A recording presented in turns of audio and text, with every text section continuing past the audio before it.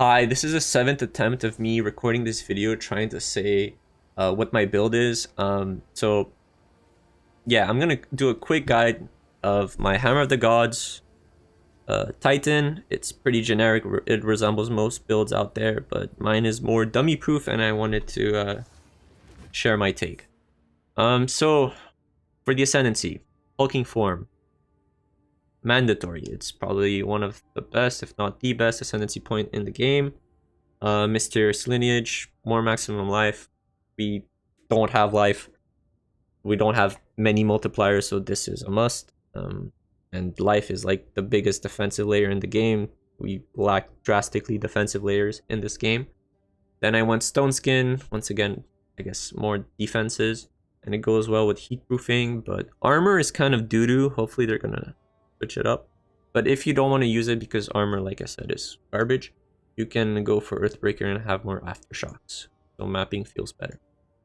So since I have hulking form, obviously I want to pass through as many small passive skills, which is why I go through here to get the extra melee damage, and this is quite a lot of damage, and not through here for all of these garbage stats.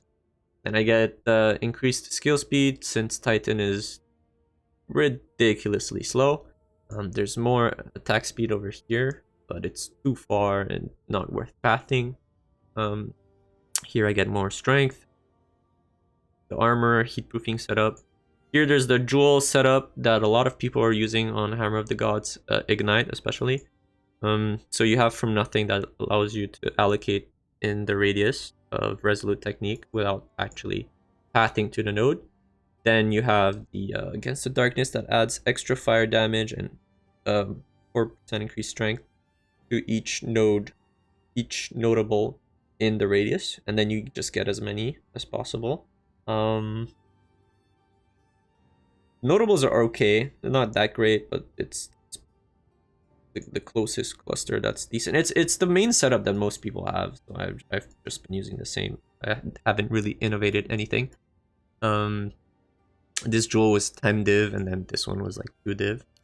Honestly, for two points, this gives quite a lot of stats. I think it's like 40% strength and 40% extra fire damage. And obviously, you invest some points in some notables that aren't that great, but they're not that bad either. They're not horrendous. Okay, so that's it for that. Then there's damaging elements, more damage here. Damage with maces, more aftershock. This is good for mapping. Avatar Fire is a must, obviously, since we're Ignite based.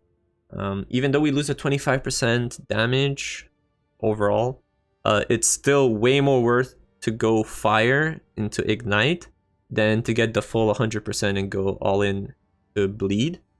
Bleed is horrendous. Ignite is great. It's just easier to scale fire damage. Also, you have access to Exposure and Curses, which Bleed don't have those multipliers. So yeah, Avatar Fire, build enabling. Here we have more Ignite stuff, maximum resistances, blood magic, strength. These are okay. Maximum resistances, Giant's Blood. Obviously, we need this so we can wield two-hand weapons. Attributes for Giant's Blood stuff. Iron reflexes, because I have extra evasion rating, and having some extra armor is cool.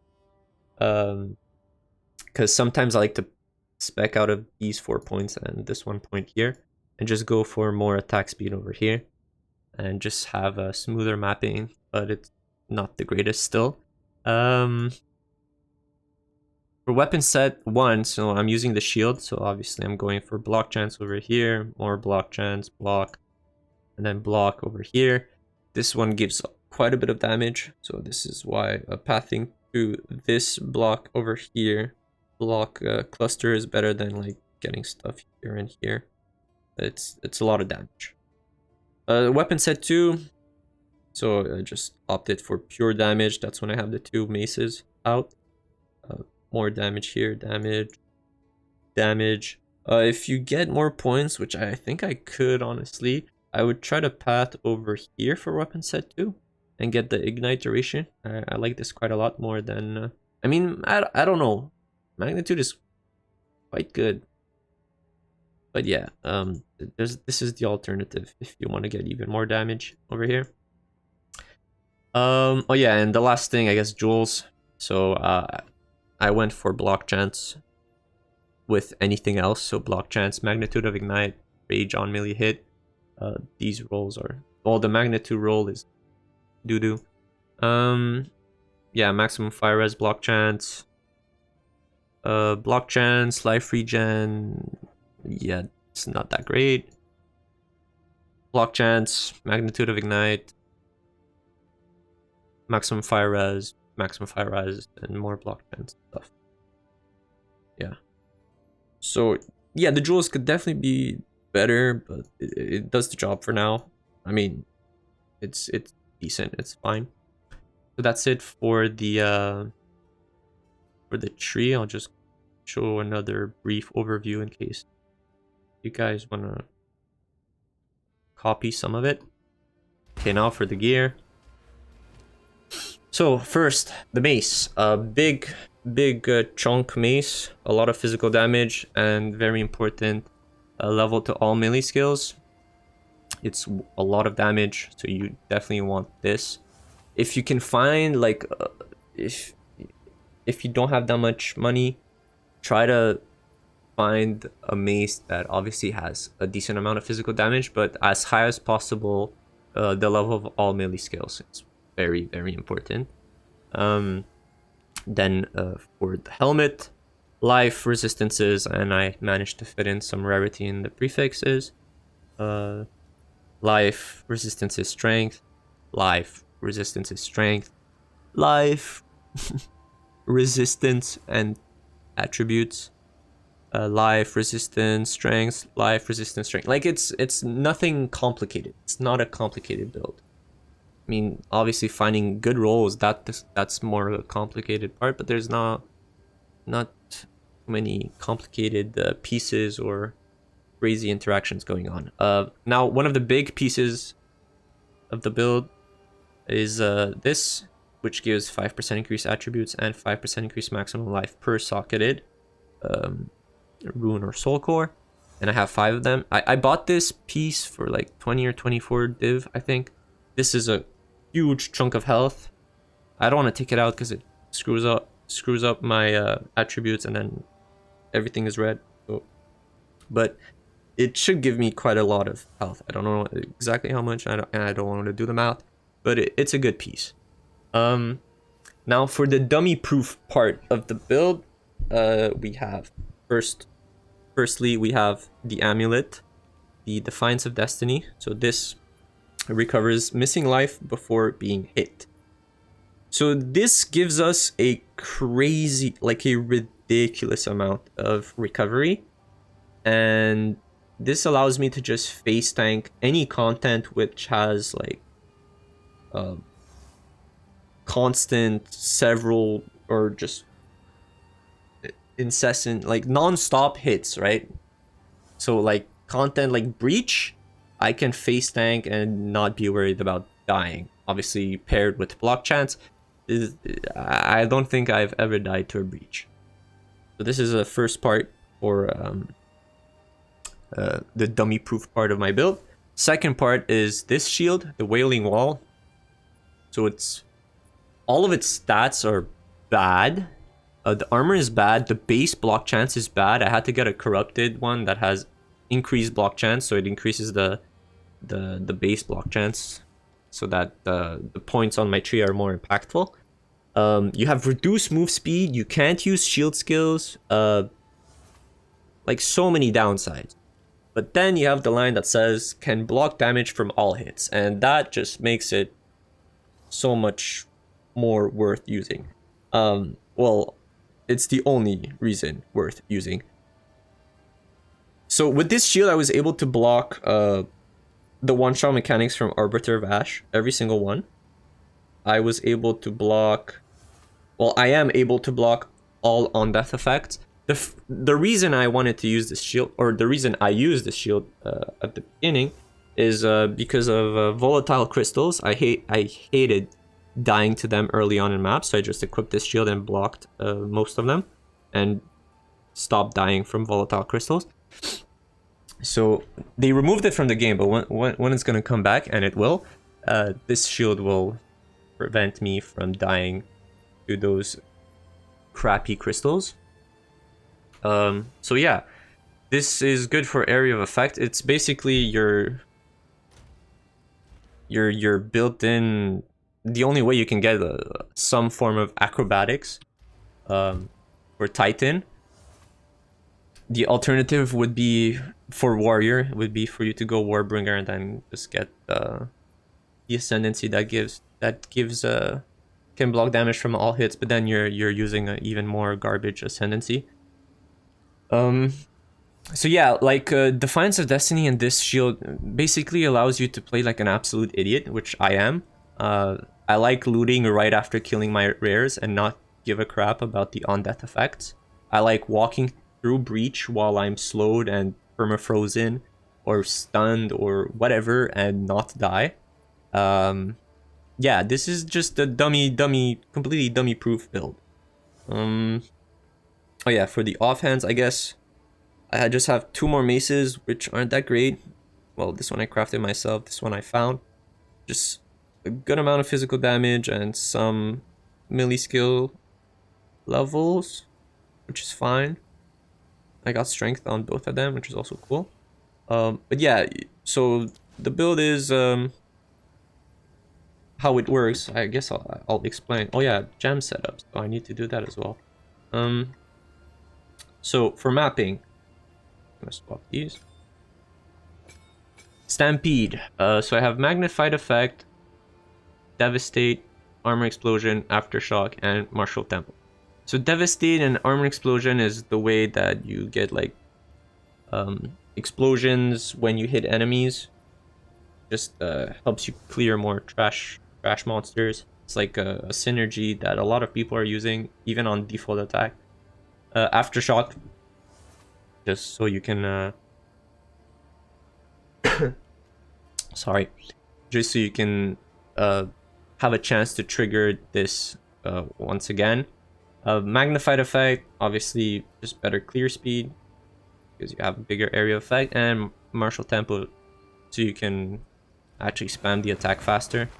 And mine is very slow, also because I have low move speed because of the shield. So yeah, that's Stampede. When I'm bossing, I like to swap these two and give the attack speed to Earth Shatter. So Earth Shatter, which is one of the skills that I use to kill rare monsters, because dropping a Hammer of the Gods is way too slow. So Earth Shatter, I have Conk Effect, Upheaval, Elemental Focus, Fire Pan, and Heft. I just put as much damage on it and not care about the ailments, because obviously Earth Shatter is not great for Ignite, since you have 3 different spikes and the DPS is pretty low. It's not a big hit, so Ignites are horrendous on it, so you don't care about having ailments on it. Then Hammer of the Gods, this setup, I guess most people have it. So you have Fist of War, Searing Flame, Fire Infusion, Eternal Flame, and Primal Armament. Just more damage, like Ignite, scaling, elemental damage. This is guaranteed 20% more damage, because it'll always be ancestrally boosted. The generic Hammer of the Gods build. This is the tooltip, which is kind of bad. Weird. Yeah. Infernal Cry. So this is the big war cry that gives you a lot of damage before Hammer of the Gods. You want to make sure you hit the enemy so you can generate power with it. So equipped, I have Raging Cry, Premeditation, Ingenuity, and Enraged War Cry. So yeah, this is this makes it so I can get more power when using it to ensure that I have maximum effect. And these two just make sure that the empowered attack deals more damage, and this is just so that it can occur more often during the fight. Seismic Cry, Inspiration, Dazing Cry. I just put some random supports. This is the war cry that lets us shatter our Earth Shatter as much as possible. Solar Orb. So this is very important, and flammability, obviously. So what I've seen most people do on other builds is, instead of using Defiance of Destiny, which I honestly I'm a fanboy of this amulet. I think it's crazy. They use Xoph's Blood to have fire exposure. But honestly, I feel like it's a waste of an amulet slot. Yeah, it gives you more max life and guaranteed fire exposure, but I'd rather just be able to have ridiculous recovery and face tank everything and not care about anything. So the alternative, this is how we get fire exposure since we don't have Xoph's Blood. You drop a Solar Orb, which has a guaranteed ignite. It says enemies that are close to the orb are ignited. So you drop it, and then fire exposure says that when you're igniting an enemy, you apply a fire exposure. So dropping Solar Orb guarantees a fire exposure. And then you equip Strip Away, which scales the fire exposure even higher. Okay, so I think it's fire exposure is like a default 20% or something. And then it scales it to like another 26, up to 26. And then you have these two, Font of Rage and Font of Blood, which when you drop, obviously it creates rage and increases your life regen. So this is just one of my favorite setups that I've seen. Once again, not the original creator. Then flammability, generic curse that reduces fire resistance, huge multipliers. So Solar Orb and flammability are huge multipliers. So equipped, you have Focused Curse. Honestly, I don't know why it's there. Just put it. Okay, persistence, more skill effect duration. Obviously, you want it to last longer, and fire mastery. We only have enough for. Oh, honestly, I could level it up a couple of times. I should, so I could get an extra 2 or 3% fire res. So yeah, it's a low level flammability, which is why I can use it. If it was higher level, I would need way more intelligence. But yeah, even at low level, it's a huge multiplier, so this is a must. And then there are 2 auras. Time of Need. So you have Fast Word, so makes it so that the Time of Need will trigger more often. Vitality, 1% increased life regen. I like it. It's nice, right? It's not that much, but it helps against some degen, and it also is kind of important to have life regen, since our life pool is also our mana pool, our resource pool. Obviously, recovery is mandatory. Cannibalism, amazing. Like, this is really a must in mapping. You recover instantly after taking a big hit just by killing some trash monsters. And when bossing, obviously cannibalism is useless, so I use herbalism, so I have more recovery from blast. And the last gem is Herald of Ash, just to help us clear more trash monsters. So yeah, that's it for the gem setup. Now quickly, I'll just show you guys the combo. It's not that complicated, but I feel like I still have to do it. So first, well, depending on what you're fighting, if you feel like you're safe or there's a huge transition, you can swap to your two-hand maces. But if you feel like the boss might hit you while you're doing it, it might be a big hit, I just use the shield and the mace. But anyways, so let's say you start Arbiter of Ash fight and there's a huge transition. Swap to your 2 maces, drop the Solar Orb, and I guess you can like throw some Earth Shatters in just to get some more damage, and then drop the Solar Orb again. And once you have 10 rage and the boss is up, you use your Infernal Cry, which consumes 10 of those rage and hits the boss, so it ensures that it gets maximum power, so it gives you the maximum amount of fire damage. And then, well, you press Hammer of the Gods while having Solar Orb and flammability on the boss. And then it should mine hits for like the most I've seen it was like 14 mil total with Ignite. Obviously you can hit for way more if I had better maces. My maces are not that great, but that's it. It's literally it. you just repeat that during the fight, and eventually the boss dies. So yeah, that's it for the build. Honestly, was hoping it to be a shorter video, but it wasn't, so I'm sorry. But yeah, this is it. This is the build. Nothing too complicated, nothing too fancy, and yeah, hope you guys enjoyed it. Leave a like and subscribe and all that, and I'll see you in the next video. Ciao.